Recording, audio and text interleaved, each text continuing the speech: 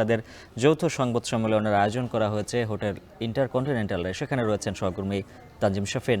Shafin, NBR অচল হয়ে পড়ায় ব্যবসায়ীরা কর রাজস্ব নিয়ে কি সমস্যায় পড়েছেন?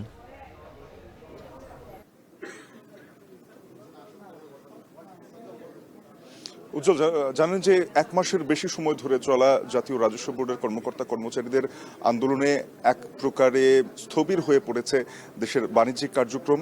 বিশেষ করে আমদানি রপ্তানি ব্যাপকভাবে ক্ষতিগ্রস্ত হচ্ছে।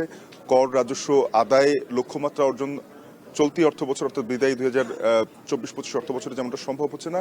আগামী অর্থ বছরকে কিংবা আগামী সময়ের জন্য সেই রাজস্ব আহরণ লক্ষ্যমাত্রা যেন অর্জন করা যায় কিংবা এই খাতটিকে যাতে শক্তিশালী করা যায় সে লক্ষ্যে সংস্কার কমিশন গঠন সহ বেশ কিছু পদক্ষেপ অন্তর্বর্তী সরকার পক্ষ থেকে নেওয়া হয়েছিল এবং সর্বশেষ গত মে মাসের 12 তারিখে একটি অধ্যাদেশ জারি করা হয়েছিল রাজস্ব বোর্ডকে রাজস্ব নীতি এবং রাজস্ব আহরণ ব্যবস্থাপনা এই দুই ভাগে ভাগ করে।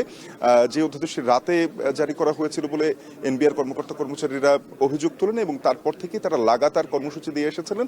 তারা বলছেন যে এই সংস্কার কার্যক্রমটি করতে গিয়ে তাদের সাথে যে ধরনের আলোচনা বা পরামর্শ প্রয়োজন ছিল সেটি আসলে করা হয়নি। তো এই এক মাস ধরে আমরা যেটি দেখেছি যে এনবিআর কর্মকর্তা কর্মচারীদের যে আন্দোলন তার মাত্রা বেড়েছে, যেখানে ঢাকার কাস্টমস হাউস থেকে শুরু করে একেবারে চট্টগ্রাম কিংবা ভোমরা কিংবা দেশের সব স্থলবন্দরগুলো, শুল্ক স্টেশন বলেন, সব জায়গায় এর প্রভাব পড়েছে। এতে বন্দরে যেমন আমদানি রপ্তানি পণ্যের জট বেঁধেছে, তেমনি অনেক অর্ডার নষ্ট হওয়ার শঙ্কা রয়েছে বলে ব্যবসায়ীরা জানাচ্ছেন। তো ব্যবসায়ীদের যে ক্ষতি সেটি মূলত আমাদেরকে ভোগাবে বা দেশের অর্থনীতিকে ভোগাবে, যে কারণেই ব্যবসায়ীরা ঐক্যবদ্ধ হয়ে আজকে একটি সংবাদ সম্মেলনের আয়োজন করেছেন।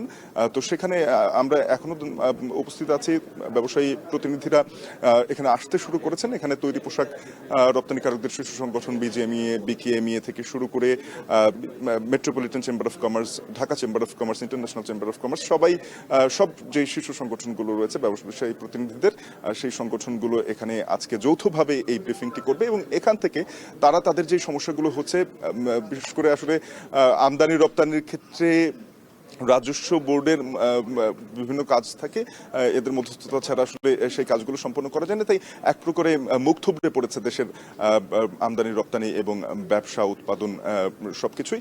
তো সেখান থেকে আসলে তাদের এই ব্রিফিং এর অপেক্ষায় আছে। তারা যখন জানাবেন যে সংকটগুলো কোথায় কোথায় রয়েছে এবং কি কি আলোচনা হতে পারে, সেখান থেকে পরবর্তীতে আমরা আপনাদেরকে আবারও জানিয়ে চেষ্টা করব। উজ্জ্বল, দেখছেন এখন ঢাকা।